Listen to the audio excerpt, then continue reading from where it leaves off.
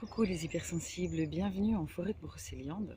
Encore une fois, cette forêt absolument magique et pleine d'énergie pour aborder un thème aujourd'hui un petit peu particulier puisque c'est celui de la maladie. La maladie, qu'est-ce que c'est sinon l'âme qui s'exprime à travers le corps? En règle générale, quand on tombe malade, c'est tout simplement qu'on a tendance à oublier euh, qui on est, ce pourquoi on est là, ce qu'on peut accepter, ce qu'on doit refuser, où sont nos limites, ce qu'on est censé expérimenter ou pas. Quand est-ce qu'il faut dire non? Quand est-ce qu'il faut dire eh bien, ça, je refuse de le vivre ou ça, au contraire, je veux le vivre parce que j'en ai besoin pour mon équilibre et pour aller bien.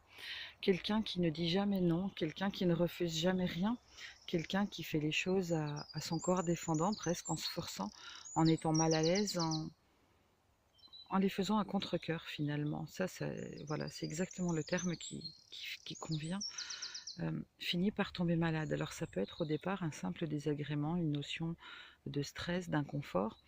Et plus la personne va ignorer en fait cette sensation-là, et plus la personne va avoir des désagréments physiques qui vont devenir importants.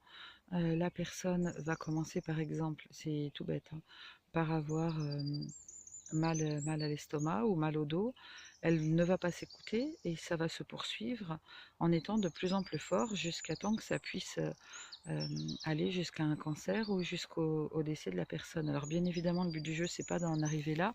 Le but du jeu, c'est tout simplement quand une personne tombe malade, de se dire alors qu'est-ce qu'il y a dans ma vie que je fais ou que je fais pas en fait, qui n'est pas en alignement par rapport à moi-même. C'est ça en fait. Si la personne est alignée par rapport à elle-même, elle ne peut pas tomber malade. En tout cas, beaucoup moins que ce que tomberait une autre personne. D'accord? Si elle n'est pas alignée, si elle ne fait pas des choses qui lui correspondent, bah forcément, oui, là, elle va tomber malade pour le coup, et même peut-être très gravement. J'en profite pour vous faire voir un petit peu Brocéliande. Je partage avec vous cet instant magique, en fait. Voilà.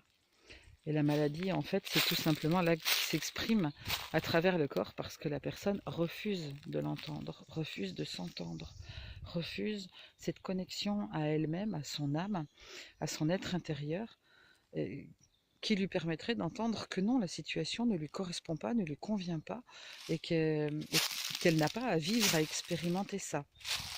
D'accord?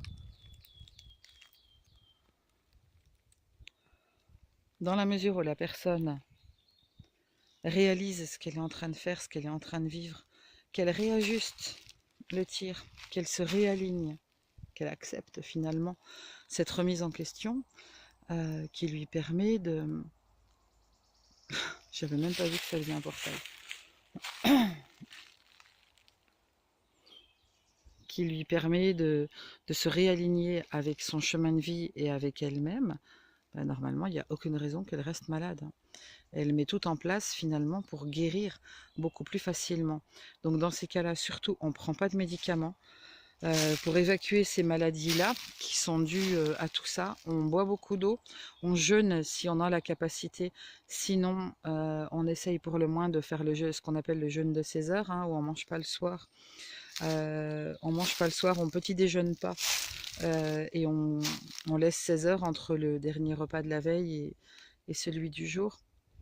Ou alors on fait une petite monodiète.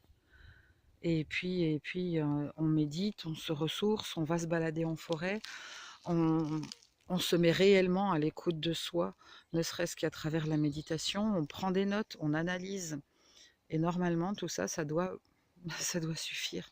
Il n'y a pas besoin d'aller prendre de la chimie, des trucs qui vont vous couper de vous-même, vous encrasser la glande pinéale jusqu'à temps que vous ne soyez plus en capacité du tout de vous reconnecter. D'accord?